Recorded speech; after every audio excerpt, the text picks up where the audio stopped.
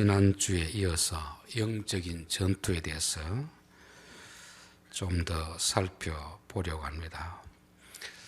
우리가 영적인 전투라고 하면 우리는 흔히 교회 안에서 귀신을 쫓아내는 그런 사역만 영적인 전투로 그렇게 생각할 수가 있습니다. 아니면 엘리야의 어떤 갈멜산 전투, 바알의 선지자들과 기도하니까 하늘에서 불이 내려와 가지고 이방 종교 제사장들을 다 불태워버리는 그것만은 영적인 전투로 생각하다 보면 영적인 전쟁은 전혀 나와 상관이 없는 무관심한 일처럼 보이는 거죠. 그런 것도 영적인 전투이지만 성경에서 말하는 영적인 전투는 우리의 일상의 삶에서 일어나고 있는 것입니다. 이것을 모르면 우리는 싸우지 말아야 될 사람과 싸우게 되는 것이고 싸워야 될 존재와 싸우지 않게 되는 것입니다. 영적인 전쟁은 사람과의 싸움이 아니고 사람이 가진 힘으로 싸우는 것이 아니라고 했습니다.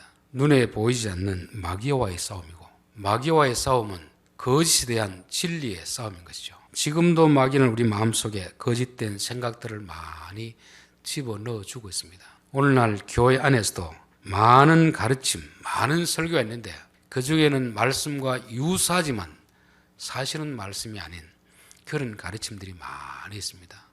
우리가 그것을 분별해서 그것을 거부하고 용납하지 않는 것이 영적인 전투인 것입니다. 사무엘이 어린 시절 엘리 제사장 밑에서 자랐습니다. 엘리 제사장들의 아들의 불의함을 보고 그 아들과 싸운 것이 아니죠.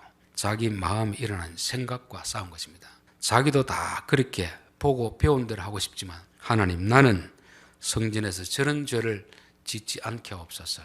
자기 마음에 일어나는 사단의 죄성을 부추기는 그런 것과 끊임없이 싸움을 했습니다. 그리고 사무엘은 엘리 제사장을 미워하지 않았습니다.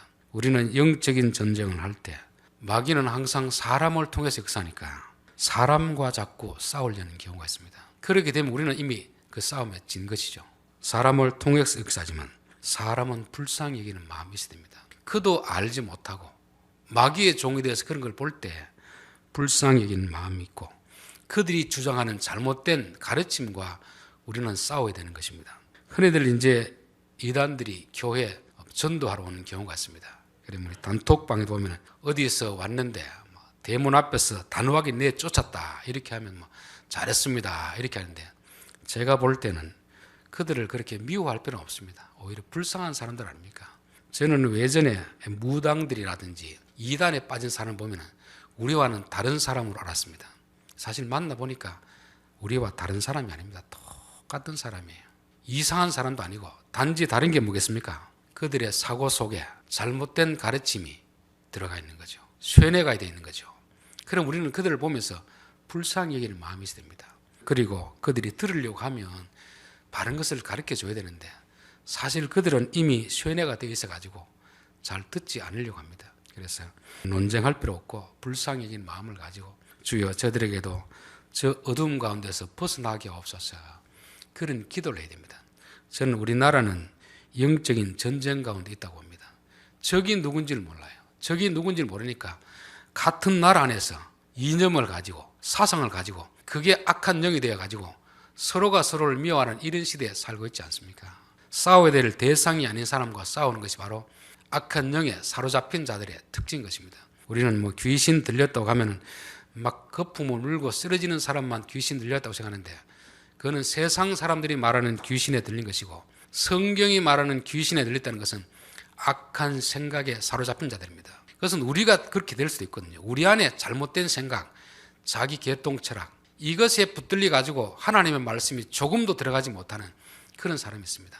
이것은 저에게도 해당되고 우리 성도들에게도 해당되는 것입니다. 우리가 말씀을 들을 때마다 하나님의 말씀이 우리의 심령 속으로 들어오려고 할 때 내 안에 있는 잘못된 영이 거부하고 있다면 빨리 그 영을 내쫓아야 되는 것입니다. 그래서 성령의 불을 받는다는 것은 다른 게 아니지 않습니까? 성령께서 우리 안에 있는 잘못된 외 사람의 생각을 다 태워버리고 내쫓아버리는 것이죠. 그럴 때 우리는 회개가 일어나는 것입니다. 회개라는 것은 내 안에 잘못된 영적 존재 그 실체를 발견하고 다 내쫓아내는 그런 과정이 필요하다는 것입니다. 그래서 에베소 교회는 어떻게 영적인 전쟁을 치루었습니까?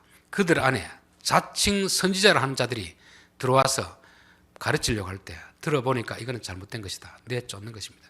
그러나 버가모 교회라든지 두아디라 교회는 발람의 교훈을 가진 자, 또 니골라당의 교훈을 가진 자, 이런 자들이 들어오는데 그냥 검증하지 않고 다 그냥 포용을 해버리잖아요.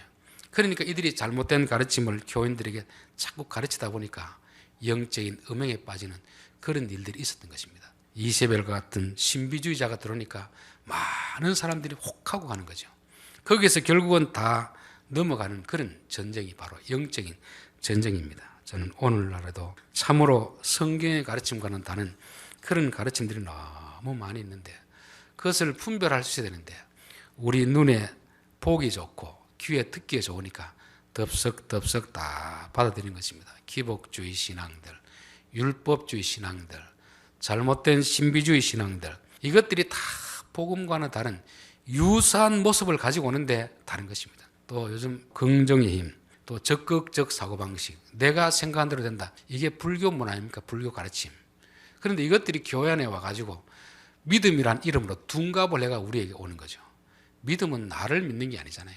내 생각을 믿는 것도 아니고 하나님을 믿고 하나님의 약속을 믿어야 되는데 그들은 믿음이라는 이름으로 내가 믿는 대로 된다는 거죠. 어떻게 세상이 내가 믿는 대로 되겠습니까?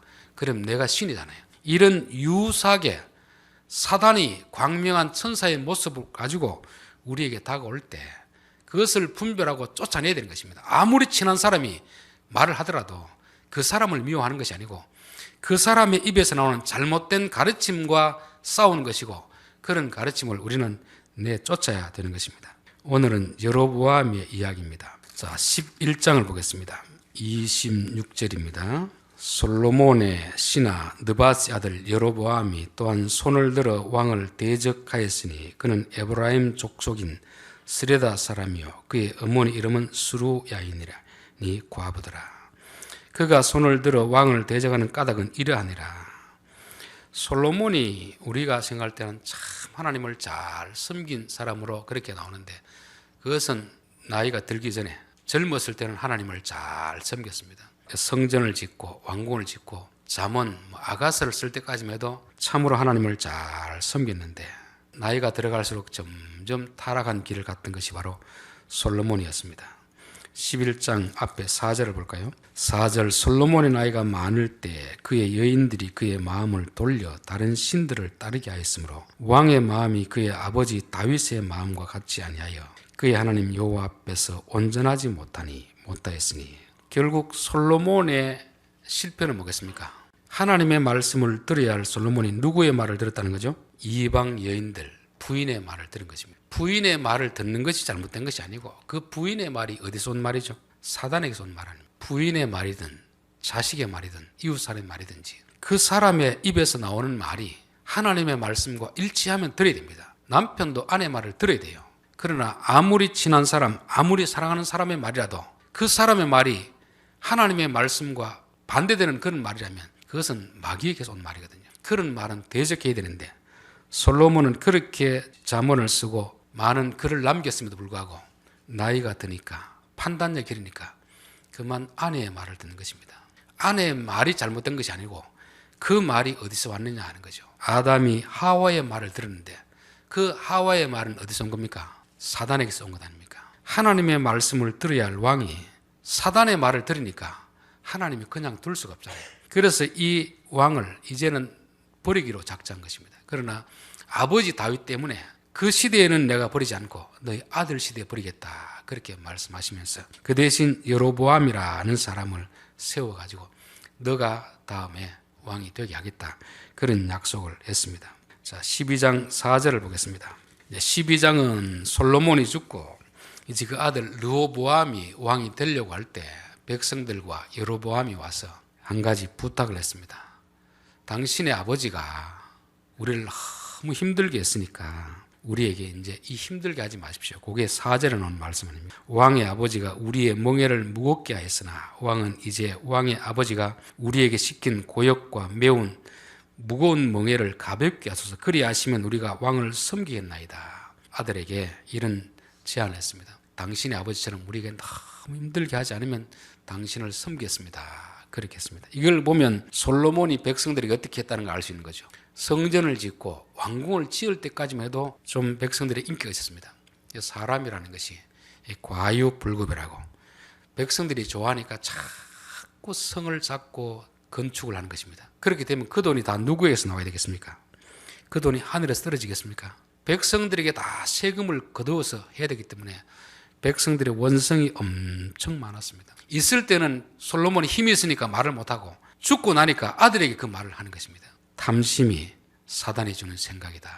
하나님이 정하신 선에서 멈추었으면 될 것인데 잘한다고 하니까 박수를 쳐주니까 분수를 넘어서 백성들을 쥐어짜서라도 자기 업적을 남기기 위해서 했던 이게 솔로몬의 노년의 실패인 것입니다. 그래서 솔로몬은 하나님의 말씀을 들어야 될 사람이 여자의 말을 듣는 거죠. 뱀의 말을 듣는 거죠.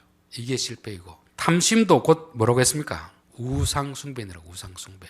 사단은 우리에게 와서 자꾸 부추기는 것입니다. 이거 있으면 된다. 이거 있으면 된다. 이것만 있으면 행복이 된다. 성경은 우리에게 일용할 양식을 구하라고 했습니다.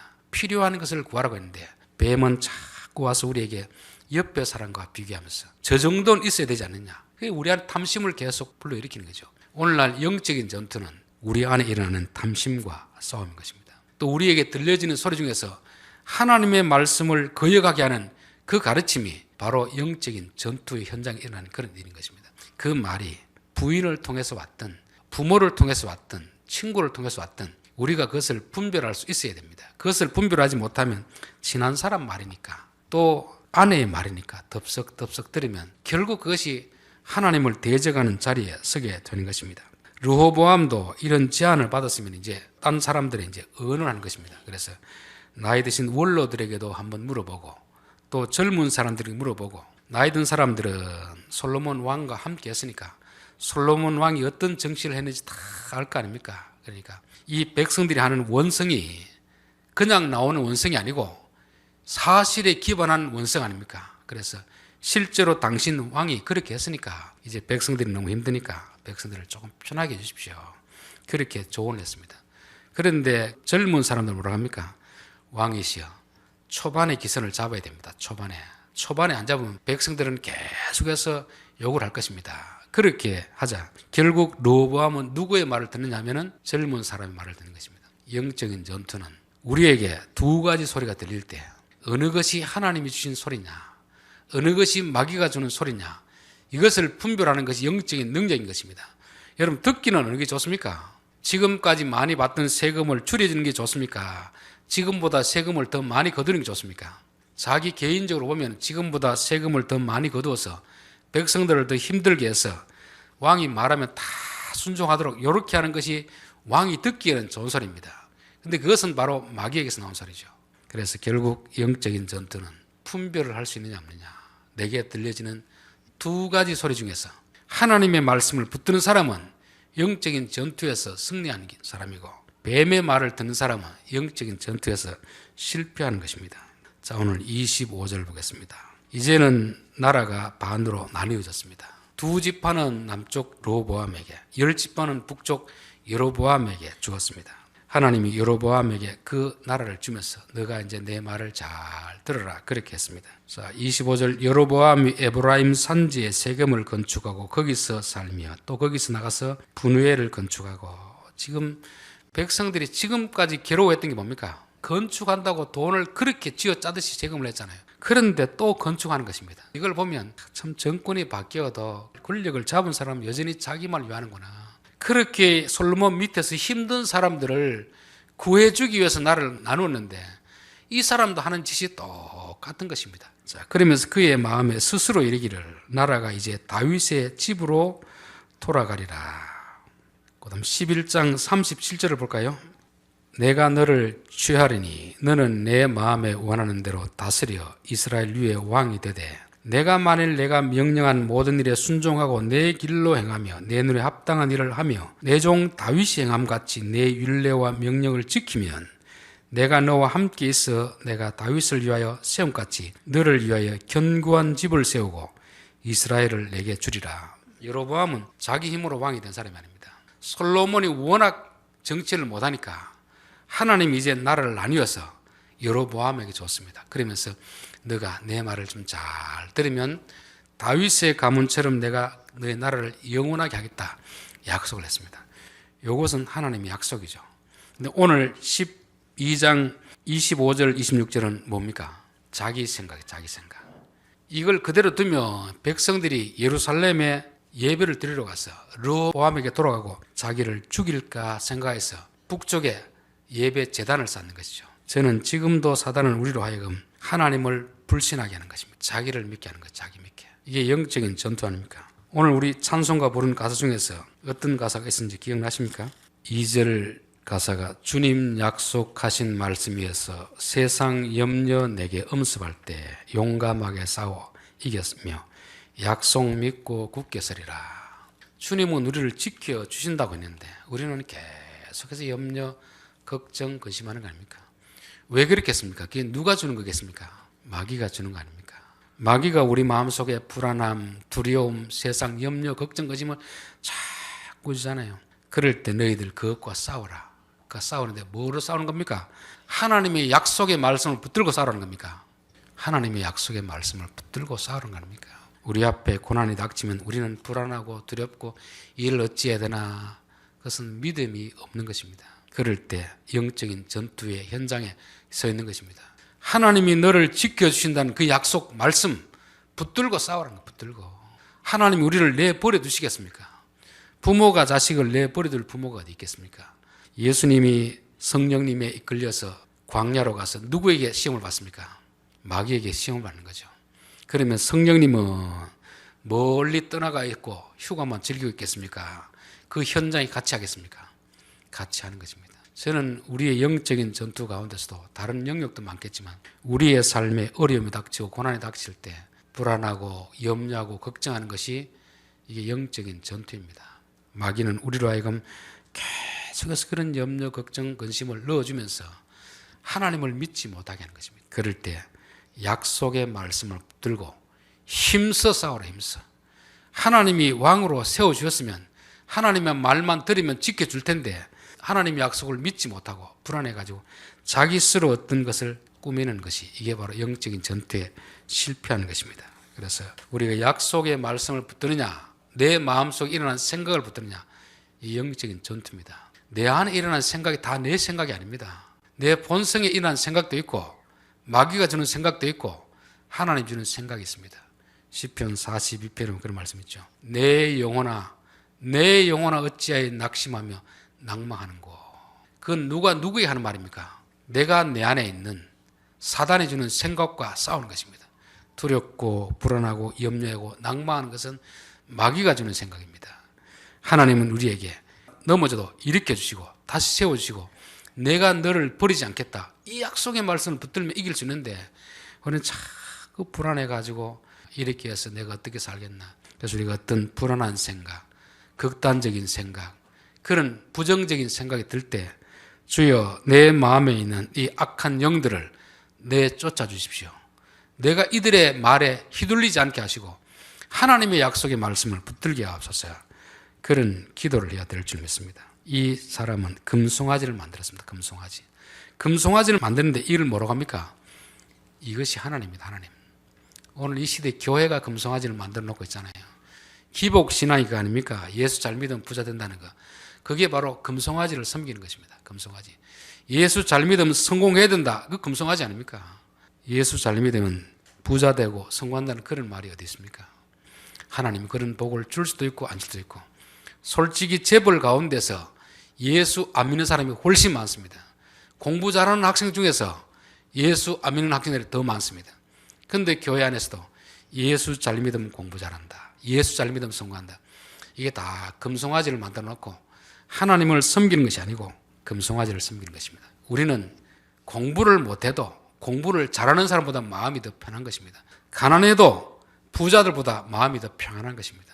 그게 성경의 가르침이지. 우리가 세상적으로 성공해야 믿음이 좋은 것이고 성공하지 못하면 믿음이 없는 것이라고 가르치는 이 가르침이 바로 거짓된 마귀의 가르침 아닙니까? 우리 이제 합동교단에는 이제 십자가 마크가 사실 앞에 달지 않습니다. 왜 달지 않냐면은 십자가는 사실 예수님의 십자가 죽음을 상징하는 거거든요. 근데 우리 교회 안에는 자꾸 미신적인 그런 사고방식에서 자라왔기 때문에 십자가를 자꾸 붙들고 기도하면 이게 뭔가 더 효염이 있는 것처럼 그렇게 생각하니까 뭐 다른 교단은 어떨지 몰라도 합동교단의 총회에서 십자가를 달지 못하도록했습니다. 위에는 교회 표시로 십자가를 달지만 강단 앞에는 달지 못하게 한 이유가 그걸 보고 나서 예수님 나 때문에 돌아가셨구나 이렇게 생각하면 괜찮은데 저거 붙들면 그냥 내가 죄를 짓더라도 용서받겠다는 거죠. 모세의 그 노뱀 사건이 그거 아닙니까? 노뱀을 통해 십자가 사건을 보여주는데 사람들이 노뱀을 자꾸 만지고 쳐다보고 그렇게 하면 뭔가 될 것처럼 생각하니까 그것을 없애버렸습니다. 마치 제주도 가면 돌 하루방이라는 게 있잖아요. 하루방. 애기 못 노는 사람이 그 바위 붙들고 뭐 하면 애기 노는 것처럼 이게 다 우상이거든요. 우리는 눈에 보이는 우상을 다 제거해야 됩니다. 교회 안에도 이런 우상들이 많이 있는 것입니다. 어떤 물건이 우상이 될 수도 있고 또 사람이 우상이 될 수 있잖아요. 사람이. 목사는 손가락을 가지고 달을 가리키는 사람입니다. 그럼 교인들은 손가락을 보고 뭘 봐야 됩니까? 손가락이 가리키는 달을 봐야 되는데 달을 볼 생각 안 하고 손가락만 계속 따라다니는 거잖아요. 이게 우상입니다. 우상. 그래서 우리가 사람을 너무 신격화하는 것도 이게 우상이 될 수 있고 영적인 전투에서 우리가 싸워서 이겨야 될 대상인 것입니다. 자, 12장 31절을 보겠습니다. 그가 또 산당들을 짓고 레위 자손 아닌 보통 백성으로 제사장을 삼고 여섯째 달 곧 그 달 15째 날로 절기를 정하여 33절 그가 자기 마음대로 정한 달 곧 8째 달 8째 날로 이스라엘 자손 위하여 절기를 정하고 이 여로보암의 죄는 이제 다윗의 길과 여로보암의 길로 둘러나는 것입니다. 여로보암이 교회 안 다니는 게 아닙니다. 여로보암도 북쪽 이스라엘은 오늘날 교회 다니는 사람이에요. 남쪽도 그렇고. 그런데 이스라엘 역사에는 두 길이 있습니다. 하나의 길은 다윗의 길이 있고 하나의 길은 여로보암의 길이 있습니다. 이들도 똑같이 오늘날 말하는 교회에 나옵니다. 신앙생활 하는 사람입니다. 그런데 다윗의 길과 여로보암의 길이 뭐가 다를까? 다윗의 길은 하나님이 말씀하신 대로 순종하는 삶이 다윗의 길입니다. 여로보암의 길은 하나님의 말씀이 아니고 사람이 자기 생각대로 하는 것입니다. 자기 생각대로. 자기 생각이 옳은 대로 살아가는 것입니다. 죄를 짓는다는 말이 아닙니다. 기준이 하나님이 아니고 자기 기준인 거죠. 오늘 예수 믿는 사람도 솔직히 세상 사람처럼 살인하고 도둑질하는 사람이 있겠습니까? 그러나 자기 기준으로 예수 믿는 거예요. 자기 기준. 우리는 전혀 죄라고 생각하지 않는데 성경은 그건 여로보암의 길이다 하는 것입니다. 사사기에 나오는 결론이 뭡니까? 그때 이스라엘의 왕이 없으므로 사람들이 각자 자기가 옳은 대로 행하더라는 것입니다. 자기가 잘못됐다고 하는 건 안 합니다. 도덕적으로. 자기가 옳다고 생각하는 대로 행하는데 그게 죄라는 것입니다. 사람들과 이야기를 나누면 항상 부딪히는 부분 이 부분 아닙니까? 성경이 이렇게 하라면 이렇게 하면 되는데 목사님 제 생각은 다릅니다. 제 생각. 생각이 다를 수는 있는데 그 생각이 하나님의 말씀과 다른데 굳이 그 길을 가면 그는 아무리 교회에서 충성을 하고 헌신해도 나는 너를 모른다. 그런 말씀하는 것입니다. 여러분 영적인 전투는 교회 안에서 신앙생활 할 때도 하나님의 말씀하신 대로 갈 것이냐. 마태복음 7장 결론이 아닙니까? 내가 말한 대로 행하는 사람이 있고 내가 가르쳐준 대로 하지 않고 자기가 원하는 대로 지금까지 해왔던 대로 하는 사람들 그 사람들이 바로 여로보암의 길을 가는 것입니다. 그래서 너희들 구제할 때 사람에게 보이려고 하지 마라. 은밀한 중에 하라. 요거는 이제 다윗의 길을 가는 것입니다. 바리새인들처럼 자꾸 자기를 자랑하기 위해서 하면 그것은 여로보암의 길을 가는 거죠. 우리는 어느 길을 가는 걸 원하겠습니까? 다윗의 길을 원하겠습니까? 여로보암의 길을 원합니까? 우리 취향에는 여로보암의 길이 훨씬 더 맞습니다. 굳이 멀리 예루살렘까지 가야 될 필요 없고 가까운 이곳에 드리는 게 낫지. 굳이 정해진 절기 그때 내가 바쁜 일이 있는데 아무 때나 가면 어떠냐. 내가 원하는 대로 신앙생활하는 이게 여로보암의 길이고 이게 오늘날 우리에게 다가오는 영적인 전투의 대상이 되는 것입니다. 오늘 13장 1절은 읽지 않았는데 보라 그때 하나님의 사람이 여호와의 말씀으로 말미암아 유다에서부터 베델에 이르니 마침 여로보암이 제단 곁에 서서 분향하는지라. 하나님의 사람이 제단을 향하여 여호와의 말씀으로 외치리되 제단아 제단아 여호와께서 이같이 말씀하시기를 다윗의 집에 요시야라 이름하는 아들을 낳으리니 그가 내 위에 분향하는 산당 제사장을 내 위에 제물로 바칠 것이요 또 사람 뼈를 내 위에서 사르리라 하셨느니라 하고 그날에 그 징조를 드려 이르되 이는 여호와께서 말씀하신 징조라. 제단이 갈라지며 그 위에 있는 제가 쏟아지리라 하매 여로보암 왕이 하나님의 사람이 베델에 있는 제단을 향하여 외쳐 말함을 들을 때 제단에서 손을 펴며 그를 잡으러 하더라 됐습니다. 여로보암이 신앙생활하는데 자기 마음대로 모든 걸 다 바꿨습니다. 북쪽에 있는 선지자들은 아무 말을 못하는 거죠. 왜?